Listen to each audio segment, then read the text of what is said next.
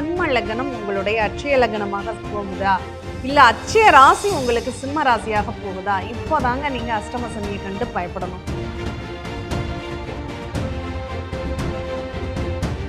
பொதுவா சிம்மத்திற்கு இந்த சனி பகவானுடைய பொறுப்பு என்ன அப்படிங்கறத முதல்ல நம்ம தெரிஞ்சுக்கணும் இல்லையா. இந்த சனி பகவான் நம்மளுக்கு ஏற்படக்கூடிய கடன், நோய், சின்ன சின்ன பிரச்சனைகளை உருவாக்கக்கூடியவராகவும்,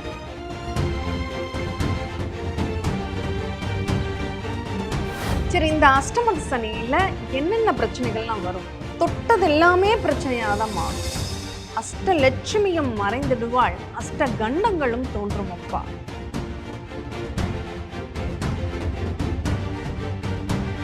திருமணமும் கூட திடீர்னு நடக்கும், அதுவும் பிரச்சனைக்குரிய திருமணமா நடக்கும்.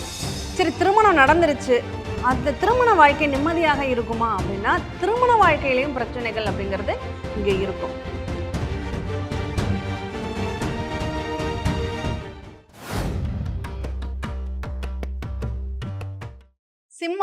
சிம்மத்திற்கு இந்த சனி பெயர்ச்சி எப்படி இருக்குங்க? பொதுவா சிம்மத்திற்கு இந்த சனி பகவானுடைய பொறுப்பு என்ன அப்படிங்கறத முதல்ல நம்ம தெரிஞ்சுக்கணும் இல்லையா. இந்த சனி பகவான் நம்மளுக்கு ஏற்படக்கூடிய கடன், நோய், சின்ன சின்ன பிரச்சனைகளை உருவாக்கக்கூடியவராகவும், வாழ்க்கை துணையினை பற்றி நிகழ்வுகள், கணவன் மனைவி உறவுகள் சார்ந்து, திருமண வாழ்க்கை சார்ந்து, நண்பர்கள் சார்ந்த நிகழ்வுகளையும் எடுத்து சொல்லக்கூடியவர். இவர் எங்க இருந்து அந்த செயல்பாடுகளை இயக்க போறாருன்னா 8ஆம் இடத்துல இருந்து இயக்க போறாரு. இந்த 8 அப்படின்னா அஷ்டமம் அப்படின்னு அர்த்தம். அஷ்டமத்து சனி இப்ப வேலை செய்யுமா? சிம்ம லக்னம் உங்களுடைய அட்சய லக்னமாக போகுதா, இல்ல அட்சய ராசி உங்களுக்கு சிம்ம ராசியாக போகுதா, இப்போதாங்க நீங்க அஷ்டம சனியை கண்டு பயப்படணும். பிறப்பு ராசி அட்சய லக்னமாகும். பிறப்பு ராசி அப்படிங்கிறது உங்களுடைய ஜென்ம ராசியாக இருக்கு. இப்போ நீங்க அஷ்டம சனிக்கு பயப்படணுமான்னா பயப்பட வேண்டிய அவசியம் இல்லை. உங்களுடைய அட்சய ராசியோ அல்லது அட்சய லக்னமோ இப்ப நடப்புல இருக்கு அப்படின்னா மட்டும்தான். சரி இந்த அஷ்டம சனியில என்னென்ன பிரச்சனைகள்லாம் வரும், தொட்டது எல்லாமே பிரச்சனையாக தான் மாறும்.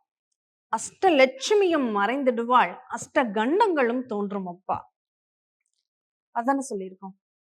அப்போ இந்த 6ங்கிறது தேவையில்லாத கடன், பிரயோஜனம் இல்லாத கடன், நஷ்டமான ஒரு நிகழ்வு, ஆரோக்கியம் சார்ந்த பிரச்சனைகள் அப்படிங்கிறதுல அவஸ்தைகள், சின்ன பிரச்சனைன்னு நினைப்போம், அது பெரிய அளவு டெவலப் ஆகி அங்க ஆப்ரேஷன் அளவுக்கு கொண்டு போய் விட்டுடும். சின்ன பிரச்சனை தானேன்னு நினைப்போம், அது கோர்ட்டு கேஸு எஃப்ஐஆர்னு போட்டு அது வழக்கு தீராத நீடித்த வழக்காக மாறி போகக்கூடிய ஒரு வாய்ப்புகள். அடுத்து நமக்கு எதிர்பாராத ஒரு திடீர் நிகழ்வுகள், திடீர் கடன்கள், இந்த மாதிரியான நிகழ்வுகளை சந்திக்க வேண்டியது இருக்கும். அடுத்து திருமணமும் கூட திடீர்னு நடக்கும், அதுவும் பிரச்சனைக்குரிய திருமணமா நடக்கும். சரி திருமணம் நடந்துருச்சு, அந்த திருமண வாழ்க்கை நிம்மதியாக இருக்குமா அப்படின்னா திருமண வாழ்க்கையிலையும் பிரச்சனைகள் அப்படிங்கிறது இங்க இருக்கும். இங்க 2 பேருக்குமே அந்த திருமண வாழ்க்கையில பிரச்சனைகள் ஏற்பட்டு அவங்க வாழ்க்கையிலேயே ரொம்ப கசப்பான ஒரு சில சூழ்நிலைகள் எல்லாம் சந்திக்க வேண்டிய ஒரு அமைப்பு அப்படிங்கிறது இந்த நேரத்துல இருக்கும். என்னப்பா இப்படி எல்லாம் பயமுறுத்துறீங்களே அப்படின்னு நினைக்காதீங்க. வர்றத முன்கூட்டியே நம்ம தெரிஞ்சுக்கிட்டோம்னா வருவதை நம்மளால தவிர்க்க முடியும்.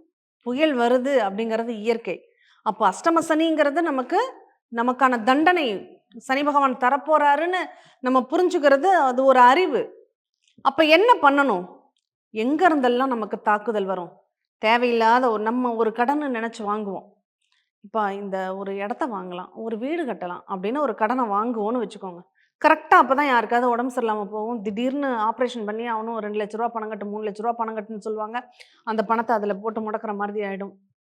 இல்லை நம்ம இடம் வாங்குறோன்னு ஆசைப்பட்டு என்ன பண்ணுவோம், ஒரு இடத்துல இன்வெஸ்ட்மெண்ட் பண்ணுவோம், அவன் வாங்கினவன் எங்கிட்டு போவானே தெரியாது, அந்த இடமும் அப்படியே இருக்கும், அது யாரோட்ட இடம்னே தெரியாது.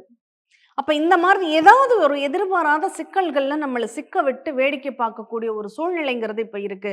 இதை நம்ம இப்போ தெரிஞ்சுக்கிட்டோம், என்ன பண்ணுவோம்? கவனமா இருப்போமா? அங்க ஒரு பள்ளம் இருக்குன்னா அந்த பள்ளத்துல கண்ணை மூடிக்கிட்டு ஏன் நடக்க போறோம்? நம்ம பார்த்து வேற பாதையை தேர்ந்தெடுத்துக்கோம் இல்லையா. அப்படி வேற பாதையை நீங்க தேர்ந்தெடுத்து இந்த கஷ்டங்கள்ல இருந்து நீங்க கொஞ்சம் மாத்திக்கணும் அப்படிங்கிறதுக்காக தான் இதை முன்னாடியே சொல்றது. அப்ப அஷ்டமத்து சனி அப்படிங்கறத நீங்க அவஸ்தைப்படக்கூடிய ஒரு காலமாக இருக்கிறதுனால இந்த நேரத்தில் ஆரோக்கியம் பிரச்சனைக்குரியதாக மாறுச்சுன்னா அந்த ஆரோக்கிய பிரச்சனைகளை பொருளாதார ரீதியாக நம்ம சமாளிப்பதற்கு என்ன செய்து கொள்ள வேண்டும்? அப்போ ஏதாவது ஹெல்த் இன்சூரன்ஸ் போட்டு வச்சுக்கிறதுன்னு அவசியம். இப்ப அதே இது நமக்கு பிரச்சனைகள் கணவன், மனைவி, நண்பர்கள் மூலமாக வருது. நண்பன் கொஞ்சம் வாப்பா அந்த கொஞ்சம் வெளியில போயிட்டு வரலாம். கையெடுத்து கும்பிட்டு, இல்லப்பா எனக்கு ஒரு வேற வேலை இருக்கு. அம்மா எனக்கு ஒரு வேலைய சொல்லியிருக்காங்க. அப்பா ஒரு வேலைய சொல்லியிருக்காரு. அத நான் பார்க்கணும். அவாய்ட் பண்ணிக்க முடியுமா? எனக்கு பிரச்சனையே இல்ல. நம்ம ரோட்ல நடந்து போயிட்டுருக்கோம். அதுவும் ஃப்ரெண்டோட போவோம். அங்க ஒரு பிரச்சனைக்குரிய நிகழ்வு நடந்திருக்கும். "ஏன் அங்க ஒரே கூட்டமா இருக்கு. வாடா போய் என்னன்னு பார்ப்போம்." அப்படின்னு கூட்டத்துல சும்மா வேடிக்கை பார்க்க போயிருப்பாங்க. ஏன்னா, அங்க ஒரு பிரச்சனை, ஒரு கலவரமா மாறியிருக்கும். அந்த கலவரத்துல இவங்களும் ஈடுபட்டாங்கன்னு இவங்க பேரு போகும். அங்க எஃப்ஐஆர் ஃபைல் ஆகும். தேவையில்லாம வம்பு, வழக்கு, கேஸ்ன்னு உருவாயிடும். இப்ப இந்த அவஸ்தைகள்லாம் நம்ம தவிர்க்க முடியும் இல்லையா? தெரிஞ்சுக்கிட்டா. அப்ப நண்பர்களோடு சேர்ந்து பயணம் செய்வதை தவிர்க்க வேண்டும். கணவன் மனைவிக்குள்ள வாக்குவாதம் செய்யவே கூடாதுங்க. சரி, இந்த நேரத்துல என்ன பண்ணலாம்? யாராவது ஒருத்தர் கொஞ்சம் விலகி இருக்கலாம், பிரிஞ்சு இருக்கலாம், வெளிநாடு காரணமாக இருக்கலாம், வேலை காரணமாக இருக்கலாம். அந்த மாதிரி கொஞ்சம் விலகி இருக்கீங்கன்னா, உங்களுக்கு சாதகமான பலன்கள் நிச்சயமாக உண்டு. வர்றத முன்கூட்டியே தெரிஞ்சு அதற்கு தீர்வு தேடுவது தான் அட்சய லக்ன பத்ததி ஜோதிடம். அதனால இந்த காலகட்டங்கள் சனீஸ்வரனின் தாக்கத்திலிருந்து விடுபடுவதற்கு நீங்க என்ன பண்ணணும்? எதிர்பாராமல் யாருக்காவது உதவிகள் செய்து கொண்டே இருங்கள். யாருக்காவது உணவுப் பொருட்கள வாங்கிக்கிட்டே இருங்க. ஏன்னா 8ஆம் இடத்தில் இருக்கக்கூடிய சனி பகவான் 2ஆம் இடத்தை பார்ப்பாரு. 2ஆம் இடத்தை பார்ப்பதனால் உணவு 2ஆம் இடம் என்பது. உணவு யாருக்காவது வாங்கி தானமா கொடுங்க, தர்மம் பண்ணுங்க. அதுவே உங்களுக்கு சாலச் சிறந்த பரிகாரமாக இருக்கும். இந்த 8ஆம் இடத்து சனி, அஷ்டம சனின்னு நீங்க கலங்க வேண்டாம், கவலைப்பட வேண்டாம். இந்த காலகட்டங்களில் இந்த பிரச்சனைகள்லிருந்து தவிர்ப்பதற்கு ஒவ்வொரு சனிக்கிழமையும் 1 மணி நேரம் மௌன விரதத்தை கடைபிடிங்க. அதுவும் முக்கியமா நண்பர்கள் ஃபோன் பண்ணினா நான் எடுக்க மாட்டேன். கணவனோ அல்லது மனைவியோ ஃபோன் பண்ணா நான் எடுக்க மாட்டேன் அப்படிங்கிற ஒரு சங்கல்பத்துடன் அந்த 1 மணி நேரத்த நீங்க பயன்படுத்திக்கோங்க. கண்டிப்பா உங்க வாழ்க்கையிலயும் சாதகமான பலன்கள் நிச்சயமாக ஏற்படும். சித்தர் பூமி